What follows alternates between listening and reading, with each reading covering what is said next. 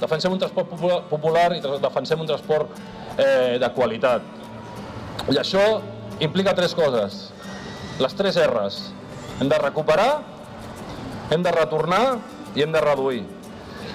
Hem de recuperar totes les empreses que han privatitzat, hem de recuperar tot aquest servei que han externalitzat, amb exemples com és el Nitbus, externalitzat fa anys i panys per muntar una cooperativa del PSC i la UGT. La privatització que han dut a terme la sociovergència amb la Caixa es diu T-Mobilitat, que serà la manera per controlar-nos com ens movem per Barcelona i per facturar uns bons diners per la Caixa i pels seus amics del PSC i de Convergència i Unió. Hem de retornar tot el que ens han robat, com a mínim des de l'any 2007, amb govern PSC i Iniciativa, i després el 2012 amb en Trias ja. Tot el servei que ens han retallat, que ens han robat a nivell de transport públic. Aquí el transport públic s'està repagant. I tots estem en contra del repagament a la sanitat o a l'ensenyament.